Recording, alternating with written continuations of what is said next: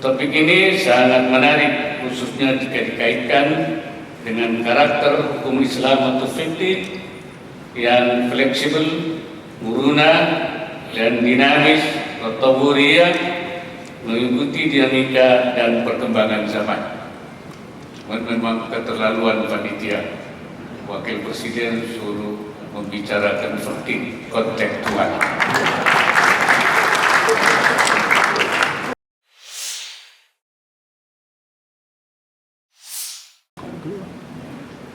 Assalamualaikum warahmatullahi wabarakatuh.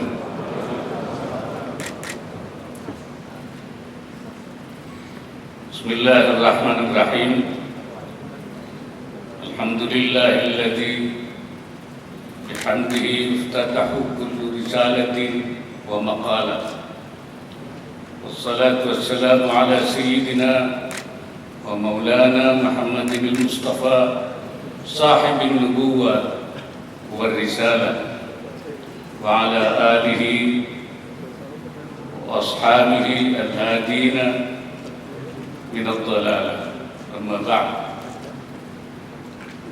Sadatul fudala ulama min al-bilad al-syaqiqah wa khassah fadilat wakil Azhar al-Sharif Syekh Al-Ustaz Dr. Muhammad Abdurrahman Ad-Duaini. Yang saya hormati Ibu Negara Republik Indonesia keempat,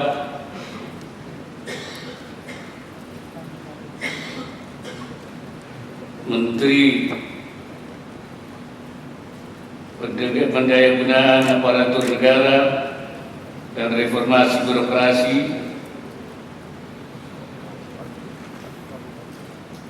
Wakil Menteri Agama Republik Indonesia, Gubernur Jawa Timur beserta segenap anggota Forum Koordinasi Pimpinan Daerah,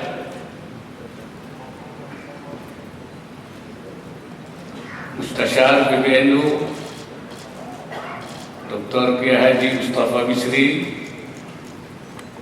Resam PBNU Kiai Haji Mustahil Akhyar, Ketua Umum PBNU Kiai Haji Yahya Khalil Taquf,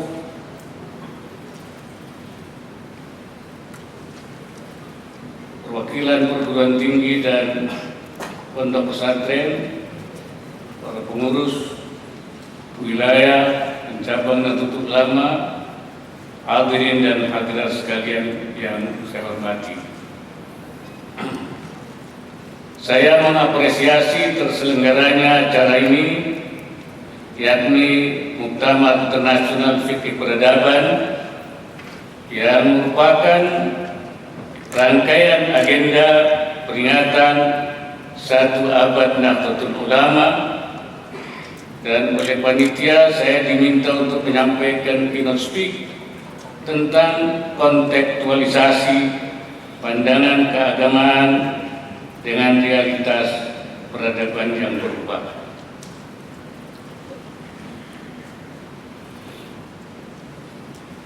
Topik ini sangat menarik, khususnya jika dikaitkan dengan karakter hukum Islam atau fikih yang fleksibel, muruna, dan dinamis, tatawuriyah, mengikuti dinamika dan perkembangan zaman. Memang keterlaluan panitia Wakil Presiden suruh membicarakan fikih kontekstual.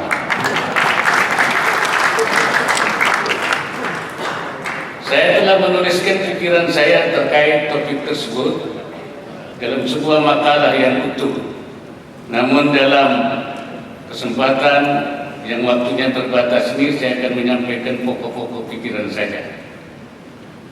Sebagaimana diketahui, ajaran Islam ada yang tetap tidak berubah atau tsawabi, dan ada pula yang memungkinkan untuk berubah, mutaghayyirat.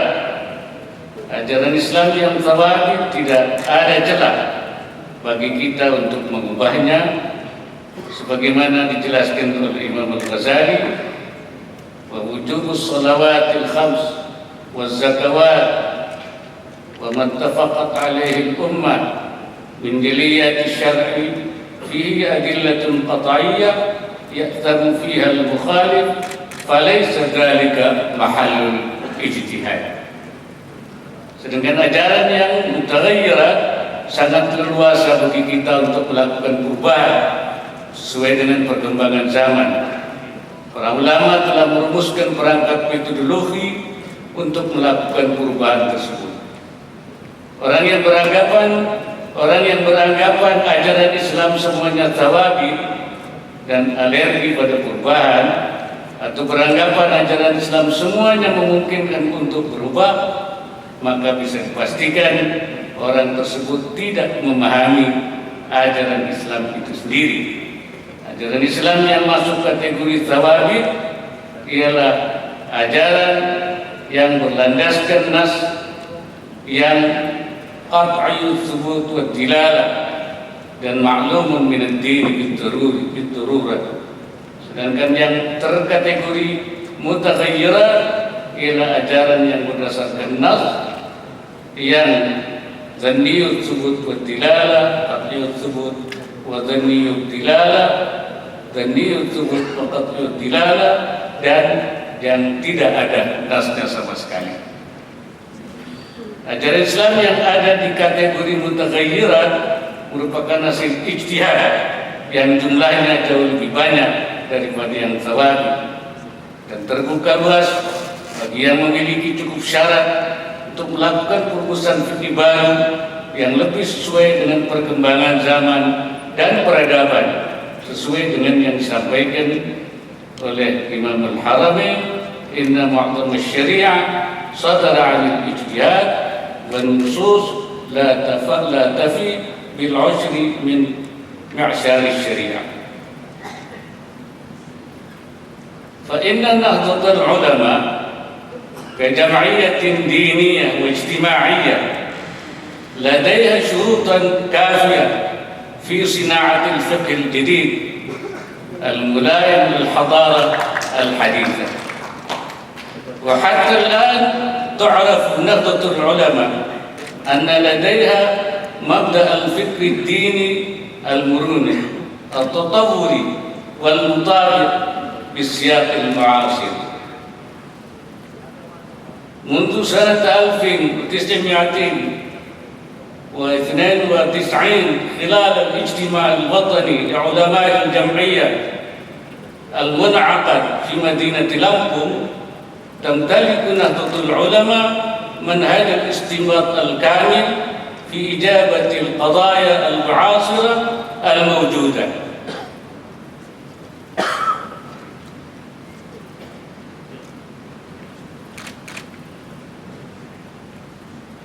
من القول والمنهج، بمعنى أن عملية استنباط الأحكام في هذه الجمعية لا تعتمد على نقل النصوص الفقهية الموجودة في الكتب المعتبرة فحسب، بل شرع أيضا بالاجتهاد باستخدام المناهج المعتبرة عند علماء الأصول. إفاضة إلى ذلك، فإن نهضة العلماء من خلال الاجتماع الوطني لعلماء المنعقد في مدينة سوربايا سنة 2006 الماضي قامت بتحديد خصائص منهج الفكر المسمى بالفكرة النهضية، وهي التوسطية والإصلاحية والتطورية والمنهجية. لذلك من مقامها أن تشترك نهضة العلماء في تقديم الردود والحلول الفعالة على عدة المشاكل العالمية والإنسانية التي تحدث في عصر حضارتنا الحديثة. Hadirin yang terhormat, balik Indonesia. Dalam membangun peradaban penting untuk dilandaskan pada kesadaran bahwa manusia adalah wakil Allah di bumi, khalifatullah fil ardh, yang diberi tugas mandat untuk mengelola dan membangun bumi serta peradabannya. Hal itu sesuai dengan firman Allah, wa ansya'akum minal ardi wasta'marakum fiha. Kalimat wasta'marakum menurut para mufassir diartikan sebagai kallafakum bi'imaratiha, yang artinya kamu bertanggung jawab untuk memakmurkan bumi. Selain itu harus pula dilandaskan pada dimensi ketuhanan Rabbaniyah, teosentris, dan juga dimensi kemanusiaan insaniyah, antroposentris. Oleh karenanya penting untuk memperhatikan hal-hal berikut ini. Pertama, menempatkan diri sebagai wakil Allah yang menjalankan penugasan dari pemberi mandat, yaitu Allah Subhanahu wa Ta'ala. Dan kedua, antara manusia sebagai sesama wakil Allah harus saling menguatkan satu sama lain, tasanuh, bukan saling bermusuhan atau ta'an. Karena pada hakikatnya yang memberi mandat adalah sama, yaitu Allah Subhanahu wa Ta'ala. Dan ketiga, antar manusia harus saling menjaga, jangan sampai terjadi kegaduhan, karena manusia itu berada di bumi yang sama, yakni fi ardin wahid, sehingga jika terjadi kegaduhan di suatu tempat akan berpengaruh pada manusia di tempat lainnya. Dan setiap potensi kegaduhan atau kerusuhan harus dicegah bersama dengan cara apapun supaya dampaknya tidak terkena kepada banyak pihak. Sejarah telah mencatat bahwa umat Islam pernah menorehkan cinta emas dalam pembangunan peradaban. Namun hal itu kemudian mengalami era kemunduran. Saat ini dunia sudah masuk pada babak baru peradaban, terutama karena globalisasi yang tidak terbendung. Oleh karena itu, para ulama dituntut mampu menjawab dinamika peradaban baru ini yang di banyak sisi sangat berbeda dengan peradaban sebelumnya. Ketentuan dalam fikih yang merupakan respon terhadap peradaban sebelumnya bisa jadi tidak cocok lagi untuk merespon peradaban saat ini, sehingga dibutuhkan konstruksi fikih baru yang lebih sesuai dengan peradaban saat ini. Dalam upaya pembangunan peradaban, peran ilmu pengetahuan untuk sains sangat penting, dan bahkan ia berfungsi sebagai kunci peradaban, miftahul imarah, miftahul hadara. Dan tidak benar bahwa ilmu pengetahuan merupakan penyebab terjadinya kerusakan dan kekacauan di muka bumi ini. Sumber kerusakan dan kekacauan di muka bumi ini adalah nafsu serakah manusia yang menyalahgunakan ilmu pengetahuan. Seperti dikatakan, seperti sampai di dalam firman Allah, walau taba'al haqqu ahwa'ahum la fasadatis samawati wal ard wa man fihinna. Oleh karena itu penting untuk mempersiapkan sumber daya manusia yang menguasai kunci peradaban tersebut, yaitu SDM yang unggul yang menguasai ilmu pengetahuan dan teknologi. Hadirin yang terhormat, di antara permasalahan yang menjadi perhatian peradaban modern adalah pola hubungan antar kelompok masyarakat dalam sebuah negara, khususnya hubungan antar kelompok agama.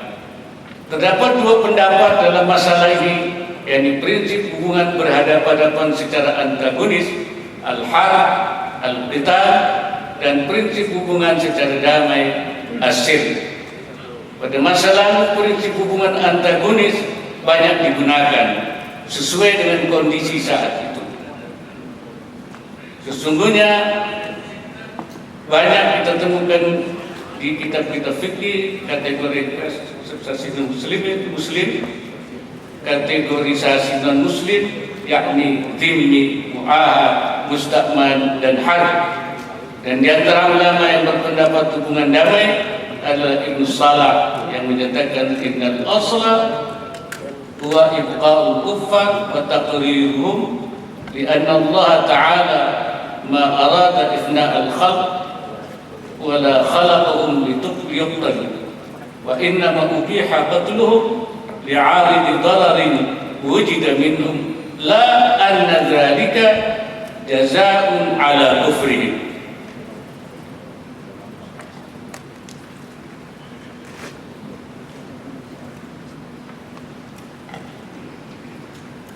وفي هذه الأيام الأخيرة يعني أعرف لك هذه المصطلحات غير المستخدمة في عدة الدول المسلمة، فالآن تم إطلاق المصطلح المعاصر على كل سكان الدولة باسم المواطن بغض النظر عن ديانتهم، وذلك لأن جميع المواطنين قد تعاهدوا على الخضوع والامتثال للدستور وقوانين الدولة المقررة والمعمول بها في كل دولة، بحيث لدى كل مواطنين لهم حقوق وواجبات متساوية بينهم، وكذلك يلتزمون أيضا بالعهد والاتفاق على حفظ وحدة الوطن والأمن الوطني واحترام الحقوق الإنسانية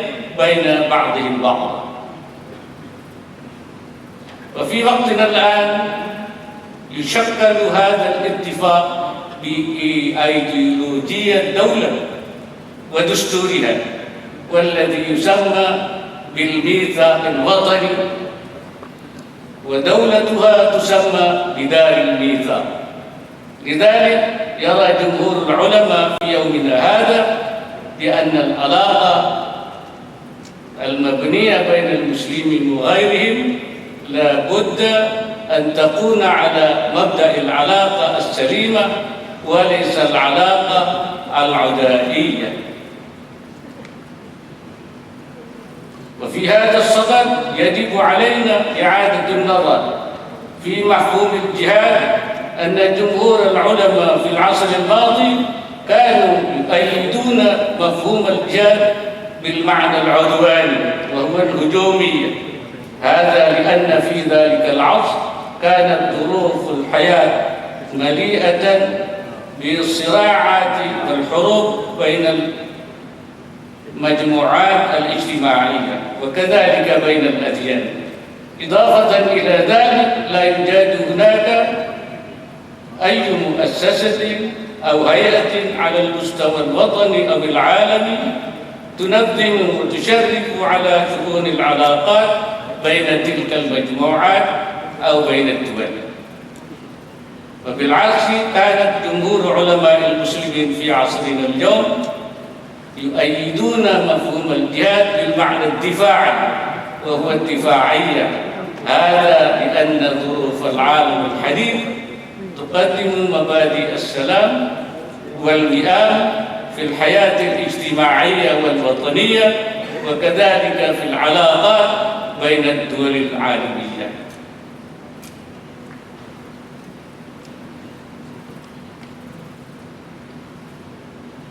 وفيما يتعلق بالعلاقات الدولية لم نجد قولا وافيا في كتب الفقه المعتبرة الذي يبحث هذا الموضوع. ففي يومنا هذا هناك مؤسسة دولية معترفة ومعتمدة تشرف على شؤون العلاقات الدولية، وهي الأمم المتحدة، والتي تضم جميع دول العالم، وكان جميع دول العالم ملزمة بالاتفاقية الدولية في خلق السلام بين الأمم. وفي المنظور الإسلامي نستطيع أن نقول بأن الأمم المتحدة هي مؤسسة لها سيادة شرعية لأنها متفقة من قبل جميع الدول العالمية، وحسب المنظور الإسلامي أيضا يعتبر ذلك الاتفاق الدولي كالميثاق العالمي، والتي تكون قراراته ملزمة ويجب اتباعها من قبل الدول الأعضاء للأمم المتحدة. Hanya saja Indonesia lagi. Dalam kenyataannya perjanjian internasional yang telah ditetapkan oleh PBB tidak sedikit yang dilanggar sehingga seringkali terjadi konflik antar negara, seperti pendudukan Israel di Palestina, serangan multinasional terhadap Irak, perang Rusia Ukraina yang kemudian berdampak secara global. Oleh karena itu PBB harus diperkuat dengan memberikan kesetaraan hak antara anggota dan menambah representasi sebagai anggota tetap Dewan Keamanan yang mempunyai hak veto dari negara berkembang. Selain itu perlu diperbanyak forum-forum internasional yang memberi pengaruh kuat, memberikan pengaruh terhadap perserikatan bangsa-bangsa.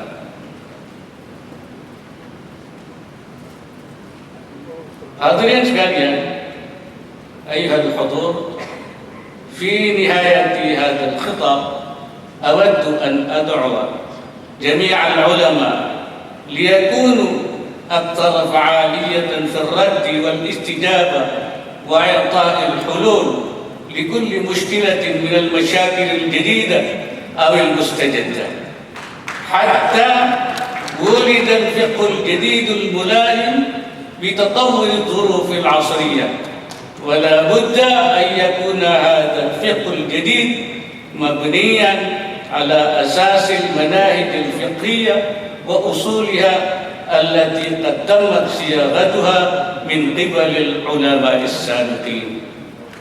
كذلك أدعو جميع العلماء في جميع أنحاء العالم إلى المشاركة الفعالة في صياغة النظام العالمي الجديد لأجل تحقيق الحياة العالمية الأكثر عدلا وسلاما ويستطيع أن يحل المشاكل العالمية والحضارية التي يواجهها خصوصا الفقر والصراع والحرب وفساد البيئة.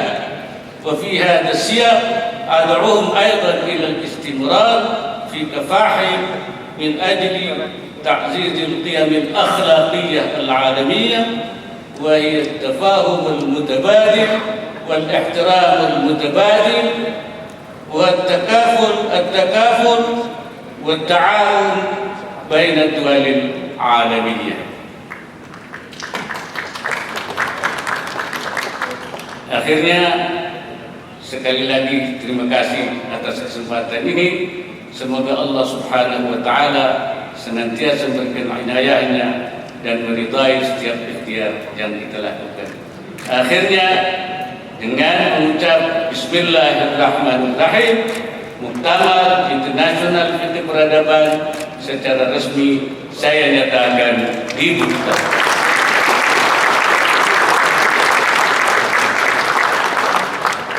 إن أريد إلا الإصلاح وما توفيقي إلا بالله والله الموفق إلى أقوم الطريق والسلام عليكم ورحمة الله وبركاته. Dimohon berkenan mendampingi yang pertama Wakil Imam Akbar Al-Azhar, Wakil Menteri Agama Republik Indonesia, Gubernur Jawa Timur, Rois Am PBNU, Muhtasyar PBNU, Ketua Umum PBNU, dan juga Khotib Am PBNU.